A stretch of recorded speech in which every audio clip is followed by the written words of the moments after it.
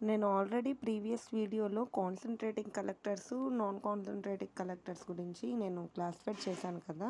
So parabolic trough collectors చెప్పేటప్పుడు video అనేది cut అయిపోయింది. సో ఆ వీడియో కంటిన్యూషన్ అండి ఇది. పారాబోలిక్ ట్రఫ్ కలెక్టర్స్ డయాగ్రామ్ ఎలా ఉంటుంది అన్న వీడియో దగ్గర ఇది కట్ అయింది. So parabolic trough collectors diagram ఇలా ఉంటుంది. ఇది వచ్చేటప్పటికి మిర్రర్ స్ట్రిప్స్ అండి. మిర్రర్ స్ట్రిప్స్ అయినా అనొచ్చు, లేదంటే కనుక రిఫ్లెక్టర్స్ అయినా అనొచ్చండి అనొచ్చు. అంటే నేను ఆల్రెడీ రిఫ్లెక్టర్స్ అనే పదాన్ని నేను పైన కాన్సంట్రేటింగ్ కలెక్టర్స్లో నేను యూజ్ చేశానండి. These type of collectors are used in the form of reflectors and refractors అన్న వర్డ్ అయితే యూజ్ చేశాను. సో మిర్రర్ స్ట్రిప్స్ అనేవి ఏం చేస్తాయి అండి, మనకి రిఫ్లెక్ట్ చేస్తాయి, అదేవిధంగా రిఫ్రాక్ట్ చేస్తాయి కదండి. So this is the first part. Second వచ్చేటప్పటికి షీల్డ్ అండి. అంటే సపోజ్ మనము ఎటువంటి షీల్డ్ యూస్ చేస్తున్నాము, ఎందుకోసం యూస్ చేస్తున్నాం అనడానికి అదండి. నెక్స్ట్ వచ్చేటప్పటికి స్టే రాడ్స్. అంటే సపోజ్ మనం ఏదైనా ఒక మెటీరియల్ కానీ ఒక వస్తువు కానీ ఏదైనా తీసుకున్నట్లయితే అందులో గ్రిప్ కోసం మనం ఒక రాడ్ అనేది ప్లేస్ చేస్తాం. అవే ఈ స్టే రాడ్స్ అండి. నెక్స్ట్ వచ్చేటప్పటికి ఈ షీల్డ్ అని చెప్పని అన్నాం కదండి, ఇందాక నేను యూజ్ చేశాను, సెకండ్ పార్ట్ కింద చెప్పాను. ఆ షీల్డ్ వచ్చేటప్పటికి గ్లాస్ మెటీరియల్ అయితే యూజ్ చేస్తున్నాను. గ్లాస్ మెటీరియల్ యూజ్ చేస్తున్నాను. ఈ గ్లాస్ మెటీరియల్ లోపలికి నేను ఫ్లూయిడ్ని ఎంటర్ చేస్తున్నాను. సో ఇక్కడ నేను ఏమైనా రాశాను అంటే ఫ్లూయిడ్ ఇన్, అండ్ ఇది రాడ్కి అవుట్ సైడ్ వచ్చేటప్పటికి ఫ్లూయిడ్ అవుట్. అంటే ఇక్కడ నుంచి అబ్జార్బ్ చేసుకుంటుంది, అదేవిధంగా ఇక్కడ నుంచి వచ్చేటప్పటికి రేడియేట్ చేస్తుందండి. Absorber, radiation. సో మధ్యలో ఇది వచ్చేటప్పటికి రొటేషనల్ యాక్సిస్ అండి.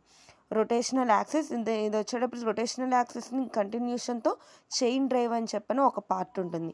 ఈ చైన్ డ్రైవ్ అనేది ఎందుకు యూజ్ అవుతుంది అంటే మనకి ఈ రొటేషనల్ యాక్సిస్ అంటున్నాం, అంటే ఈ యాక్సిస్ని రొటేట్ చేయబడుతుంది. ఈ యాక్సిస్ రొటేట్ చేయబడుతూ మధ్యలో ఒక జాక్ షాఫ్ట్ అని చెప్పని మనం ఒక పార్ట్ అయితే యూజ్ చేస్తున్నాం. ఓకే, ఈ పార్ట్ అన్నిటిని కలిపి మెయిన్గా నేను మళ్ళీ పారాబోలిక్ ట్రఫ్ కలెక్టర్స్ చెప్పినప్పుడు మళ్ళీ చెప్తానండి. సో ఫస్ట్ ఇది బేసిక్స్ అనమాట. నెక్స్ట్ వచ్చేటప్పటికి ఇందులోనే నేను పారాబోలిక్ అంటున్నాను. అసలు పారాబోలిక్ అంటే ఏంటి, మనం మ్యాథ్స్లో చదువుకున్నాం, హైపర్బోలా, పారాబోలా అని చెప్పని మనం చదువుకున్నాం. సో పారాబోలిక్ వచ్చేటప్పటికి ఈ షేప్ ఉంటుంది. ఇందులోకి వచ్చేటప్పటికి మనం సన్నని మాత్రమే రిఫ్లెక్ట్ చేస్తున్నాం. అయితే ఈ సన్ నుంచి వచ్చిన రేస్ అన్నీ కూడా ఈ పారాబోలిక్ షేప్కి ఎలా ఉంటాయి అంటే ప్యారలల్గా ఉంటాయి. అదేవిధంగా 1 డైమెన్షనల్ పారాబోలా మాత్రమే ఉంటుందండి.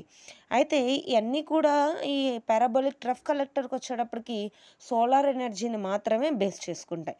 అయితే ఇందులో నుంచి నేను ఇందాక ఆల్రెడీ డయాగ్రామ్ ఎక్స్ప్లెయిన్ చేసేటప్పుడు లిక్విడ్ని ఒకవైపు ఇన్సైడ్ చేస్తే ఇంకోవైపు వచ్చేటప్పటికి అవుట్ సైడ్ నుంచి బయటకు వచ్చేస్తుంది అని నేను చెప్పాను.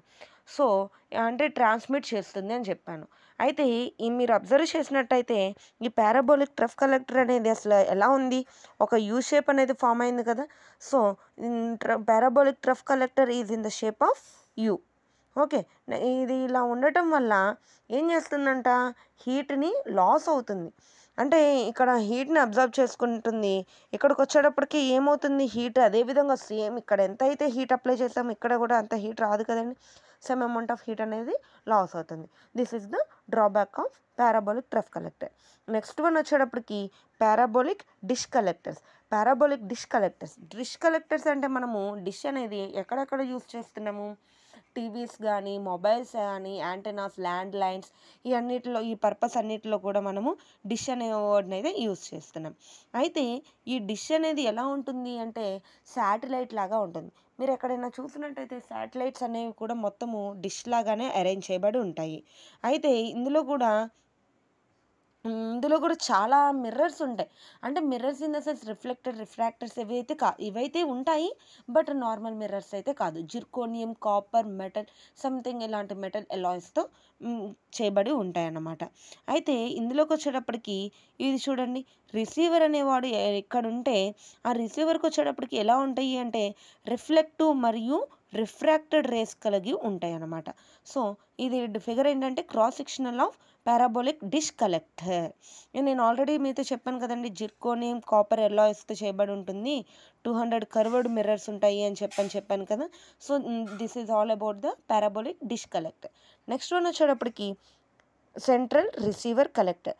ఇందులోనే ఉంది సెంట్రల్ అంటున్నా. సెంట్రల్ అంటే ఏంటి? రిసీవర్ అనేవాడు సెంట్రల్లో ఉండి దాని నుంచి వచ్చే డేటాని మొత్తాన్ని కూడా కలెక్ట్ చేస్తున్నాడు అని చెప్తున్నాను కదా. So this is the diagrammatical representation of central receiver collector. So receiver అనేవాడు సెంట్రల్లో ఉంటాడు. అలాగే ఈ ఫ్లాట్ మిర్రర్స్ని వచ్చేటప్పటికి హీలియోస్టాట్స్ అంటాం. ఓకే, ఈ హీలియోస్టాట్స్ వచ్చేటప్పటికి ఎన్ని అయితే ఉంటాయో, ఈ హీలియోస్టాట్స్ వచ్చేటప్పటికి maximum thousands of heliostats directs the solar radiation. అంటే నేను ఆల్రెడీ మీతో చెప్పాను, కాన్సన్ట్రేటింగ్ సోలార్ కలెక్టర్స్ నుంచి మనం ఓన్లీ డైరెక్ట్ సోలార్ రేడియేషన్ మాత్రమే మెజర్ చేస్తాము, అది మాత్రమే వస్తుంది, డిఫ్యూజ్ అయితే రాదు అని చెప్పాను. So thousands of heliostats directs the solar radiation. అయితే ఈ హీలియోస్టాట్స్ అనే వర్డ్ అయితే యూజ్ చేశాను. అయితే ఇది అసలు ఎక్కడి నుంచి వస్తుంది అంటే ఇది రిఫ్లెక్ట్ అవుతూ ఉంటుందని చెప్పాను కదండి. సో దీని నుంచి చూడండి, ఇక్కడ రిఫ్లెక్ట్ అయింది కదా. సో రిఫ్లెక్ట్ అయ్యింది అంటే this is the one of heliostat. అయితే దీని యొక్క కాన్సన్ట్రేషన్ వచ్చేటప్పటికి 3000 డిగ్రీ సెంటిగ్రేడ్ అయితే ఉంటుంది. ఓకే, నెక్స్ట్ వీడియోలో నాన్ కాన్సన్ట్రేటింగ్ కలెక్టర్స్ గురించి అప్లోడ్ చేస్తాను. Thank you for watching.